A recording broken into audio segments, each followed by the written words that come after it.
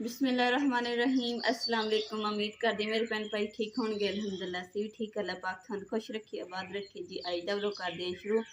और यकीन करो कि ना रात सारी ने बिजली ने बड़ा तंग किया। इनका बड़ा फायदा होया कि चलो रोशनी वास्ते तो सही है ना। तो एक हुण भी लाइट गई हुई है सारी रात, कभी आ रही सी कभी जा रही सी लाइट का यही तमाशा बनाया सी। तो हुण भी लाइट गई, ਹੁਣ ਪਤਾ नहीं किदों लाइट आती है। इन्ना शुक्र है कि ना राती लाइट जो हैगी सी उदों टैंकी वगैरह भर ली सी, पानी की टेंशन नहीं हैगी।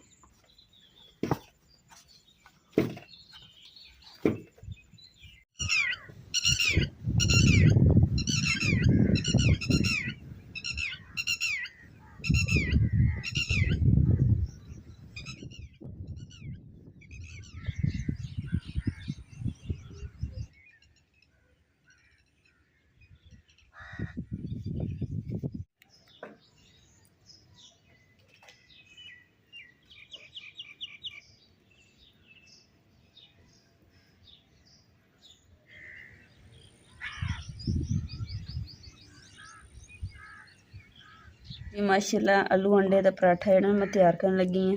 इस मैं फिलिंग कर दी है। पता नहीं जोड़ क्यों नहीं।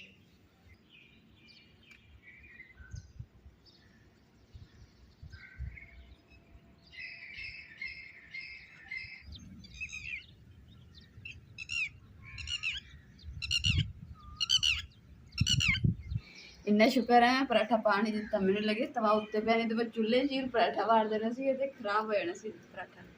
इन्ना शुक्र याद आ गया कि तवा ते मैं चुकिया होया।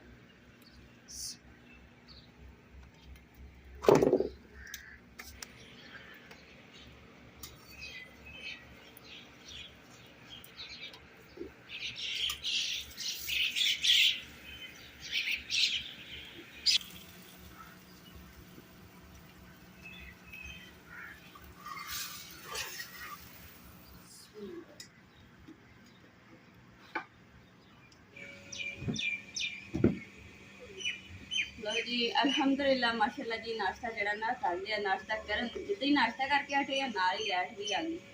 सारी रात भी तंग किया, दिन भी गई थी तो हुण आई लाइट। उन्होंने एक बजे ने उत्ते इकट्ठा कर देना।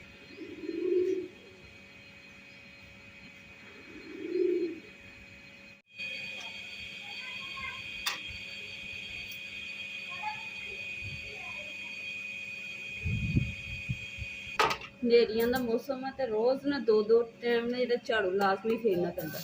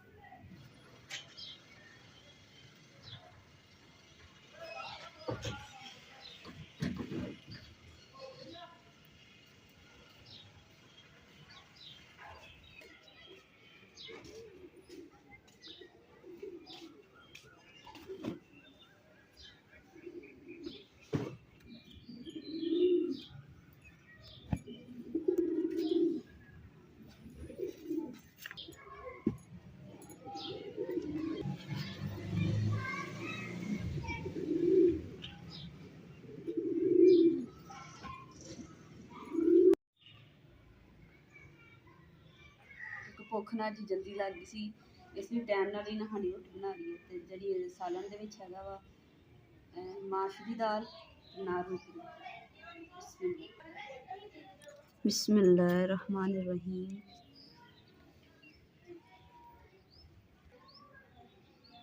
माशाल्लाह बहुत मज़ेदार दाल है। देखो मिट्टी लगी है।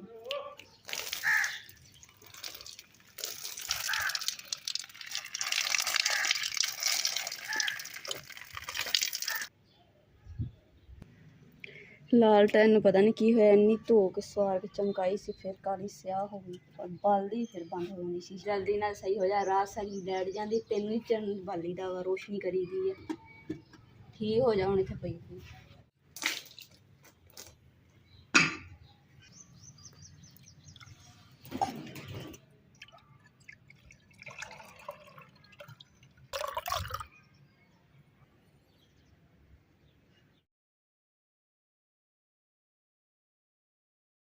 चलो जी, अज देखते हैं मुकद्दस की पसंद की की सब्जी होंगी है।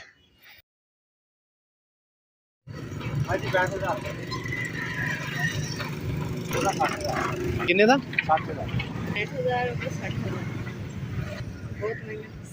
65,000 ते एक दा 60,000। हाँ जी भाई, आ 65,000 का, ये 65,000 फड़ी, आ वड्डा 65,000, आ 65,000 का, आ किन्ने दा? 60,000 का। हाँ बहुत महंगे है। फिर चलिए घर चलिए।